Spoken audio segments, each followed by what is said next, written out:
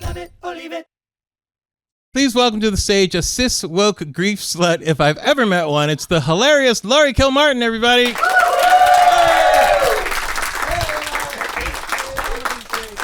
I think you got a mic right there. All right. I appreciate you being here, Laurie. I wanted to start things off kind of light. Okay. If that's okay. So, abortion jokes. So that's kind of your jam, right? I do love an abortion joke. Really? Yes. I got doxxed for telling one on MSNBC. On MSNBC of all places? Yes. I mean, it got spun around into right wing, like Steven Crowder type of Facebook shows. Uh-huh. And then I ended up on Sean Hannity's show. Not myself. I was being talked about by him and Lara Trump. So, then I got doxxed. Yeah, what they usually do, because I was doxxed on Fox too. Really? And and they do it on all the shows. Like they start in the morning. They may have been doing it from the morning show, and they do it all through the day, ending with who's ever on. Oh wow! I you just heard about Sean, but as soon as it went up on like the little Facebook, YouTube shows, that's when somebody posted my address on Facebook. Can you share the joke? No, but I'll tell you my address. Oh, okay. No. We're gonna get a doxing here. What's up, doxing? Okay. Did it affect your relationship with MSNBC at all? I never went back on their show because they posted the clip on this like clip site called Mediaite. Have you heard of it? Oh yeah, absolutely. Yeah. So they sort of put it out there, and they framed it as guest said she would abort a Republican fetus joyfully, and. Not comedian or anything like that. They made me sound like That's I worked hilarious. for the DNC and I was out there, aborting Republicans. Look at this Planned Parenthood worker. Right. It's so disingenuous. So I'd also like to discuss the title of your special. Okay. Cis Woke Grief Slut. So did you just want to cover your bases, or is there something else to that? Is there a method behind the madness? Well, I guess I talked about like the trans stuff, but from a cis point of view, like we need trans women because they know how much we're supposed to get paid.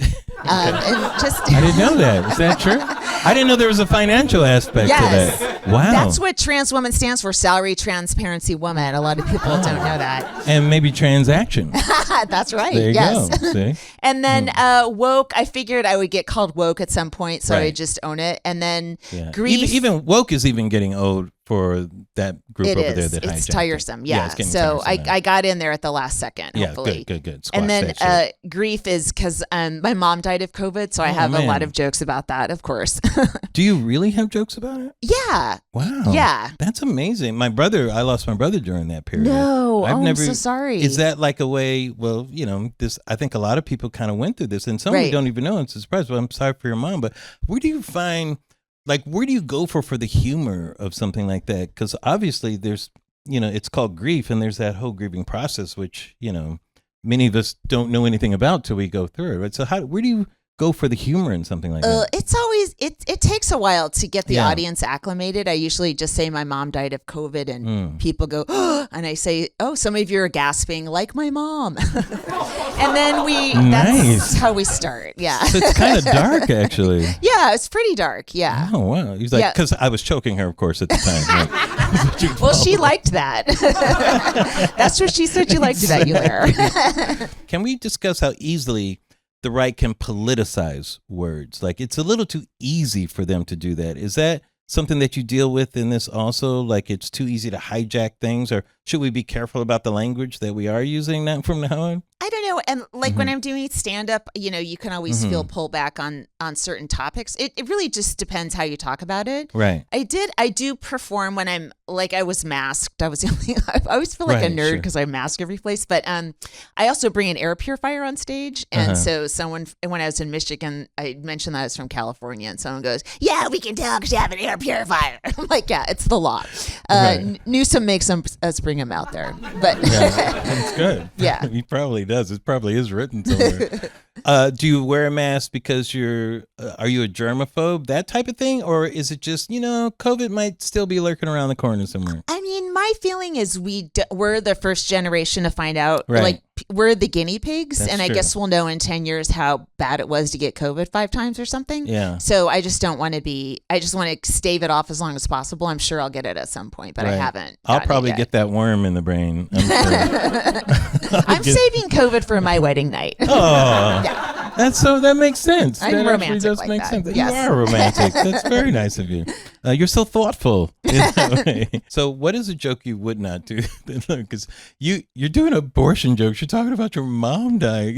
Is there a red line for you to go, that's crossing the line? No, I mean, I just like to try to get a laugh on stuff, you know? So it's not really, it's always just challenging to try to get a laugh on stuff. That's it. I agree. Yeah. It's our job to be brave, right? I don't feel brave. I feel like a trickster. Like hilarious. like, you know, in the night, I used to do this joke, like, something, like my mom getting mad at me, telling me I'm a bad Catholic. And I would say, I'm a bad Catholic. I'd love to hear your theory on this, Mom, but I'm really late for an abortion. Got to scoot, that's like a mid-level, but 90s, in the 90s, that was like pretty, you know, that was on the edge in the 90s. And I remember telling it in Chattanooga and going, I got him. Like, like I said it really quick and they went on to the next joke. And I think they didn't realize, you know, what they had just laughed at, because it was more of like a timing laugh. And, but it still felt like a huge victory to me. It was like, you know, when a siren goes by and then, yes, exactly. The sound is here. The thing is there. It's great. Okay. So, Laurie, you told the Love It or Leave It producers that there's one subject you wanted to bro out with me about, okay? And that is the British Royals. You're a big British Royals fan, right? I'm obsessed with what's happening now, and I no one in my life wants to hear about it or talk about it. Right. Okay. And it's upsetting, and mostly I type about it on Twitter or Reddit, so I haven't even had a conversation, so I'm so excited. Okay, I am here for you, but I have to tell you, I make no distinction between the British Royals and the TV show The Crown. Okay? They're the same thing as far as I'm concerned. You know, if I mix it up, that's not my fault. Okay. Do you have a favorite Queen Elizabeth of the three? I really love Claire Foy. Yeah, she was incredible. Mm-hmm. She was. It really doesn't get better than that. But Olivia Colman, I mean, come on. I know. She's it's hard to choose. Good. Yeah. They're all really good. But I think Claire Foy is my favorite. Yeah. Mm-hmm. And same here. The third one, I forget the third one. She was okay, but yeah. Right, because we don't even say the name. Yeah. Right. And we won't. Right. If they tell us, we won't say it. See, but I believe Claire Foy really was Queen Elizabeth. Oh, you do? That's where we differ. Oh, I see. Yeah, she's the queen as far this is what I'm saying. She's the queen as far as I'm concerned. So if you say, what about the colonialism? Are you talking about Claire Foy or Olivia Colman? Because I don't think Claire Foy. Okay, so we're going to ask you about both in a segment we're calling The Crown versus The Crown. Okay, are you ready? Yeah. Okay. Whoa. I'm very scared. Oh, wait, what's, oh my goodness. Okay. Guys, that is very scary. Okay, the real crown. Harry and Meghan recently went to Nigeria, and Prince Charles is now reportedly attempting to ban them from making international visits to Commonwealth countries. Apparently, they're making the royals look boring, old, and lazy, which they are. But can they even do that? Seriously? No, they can't do it. They just, she's an American. King Charles can't stop an American woman and her husband from traveling. She was made a princess in Nigeria. Did you know that? No, she has a second title. Yeah. I did not know that. Yeah. They really humiliated the royals because they were just out there mingling with people. It didn't look awkward. You know, whenever the white royals are out in any sort of African country, it's like, oh my God, it's so embarrassing. Yes. Yeah. They're there in like full 3-piece suits and stuff like that, and it's awful. And it's like Elaine from Seinfeld. Yes. Right. Yeah. Meghan and Harry are so natural, you know, and it just shows that they felt really comfortable, and so they really are making the current British royals look really bad. Now, the British media recently reported that Harry and Meghan's Archewell Foundation charity was financially delinquent with the state of California, creating such a stir that Governor Gavin Newsom had to come out and say, "I just want folks to know." Not only are they in compliance, it was a technical paperwork issue that was widely overhyped. Will the real royals ever let these two rest? No, I don't think so. I think they're obsessed. I think William is supposed to be the chief. I mean, he's number one. He's going to be king. And Harry is just so much more charismatic and popular and likable and funny and normal. And he can't bear it. It's like it's a dumb family with dumb titles, but it's also like every family. I mean, and why Charles wouldn't meet with Harry? He has cancer. Like, what are you doing? It is all these weird dynamics happen in a lot of families, and to see it like writ large, I guess, with people who should know better or who should have advisors going, this makes you look really petty. And Prince Charles can't catch a fucking break. Like his mother lived for fucking ever, right? That's right. So, then he gets cancer. Oh, Prince Charles. Oh, wait, someone else has cancer too. What the serious fuck?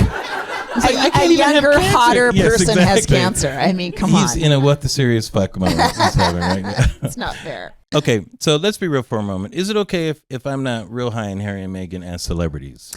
Oh, they just kind of bug me. It's sometimes. Not okay. No, I don't want to know their every move. Like this. I don't. You don't. No. How come? It's too much. What do you mean it's too much? Well, first of all, they were not in the series. Oh, that's right. I forgot. They kind of half exist to me. I just don't completely accept them as people and characters. I get it.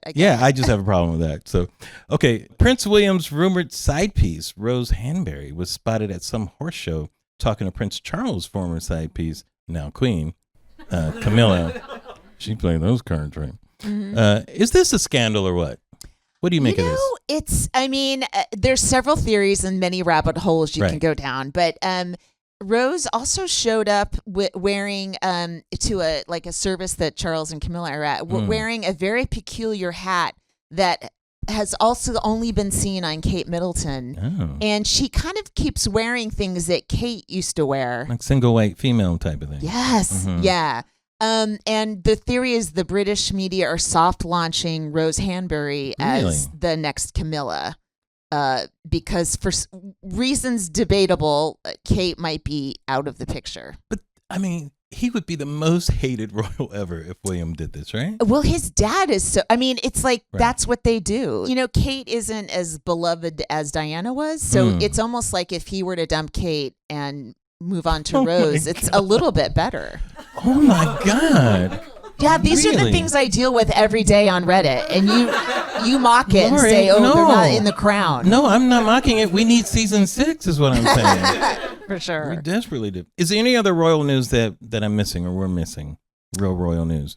Well, Rose Hanbury's husband is probably gay. He has a giant house that he lives in France with a guy who duped the L'Oreal heiress out of millions of dollars.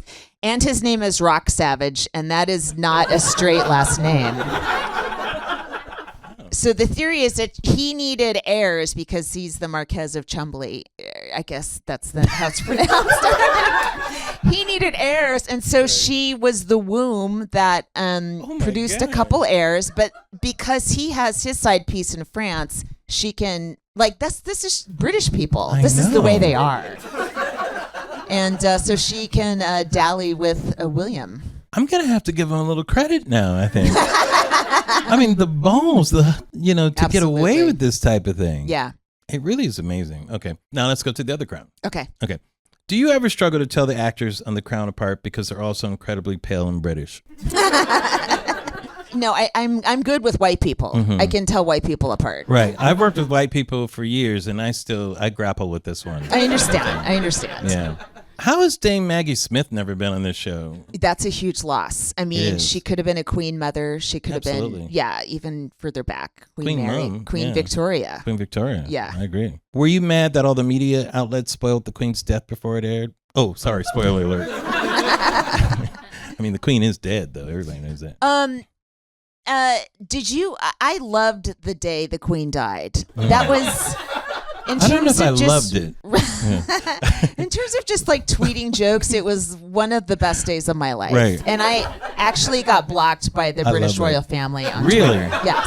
Oh my God. I'm not allowed to read their tweets. That's hilarious. Yeah, I have to have a separate account, a burner account. I think I did that when Desmond Tutu died. I think I did the same. It was a glorious day of tweets. I was tutuing jokes all day long.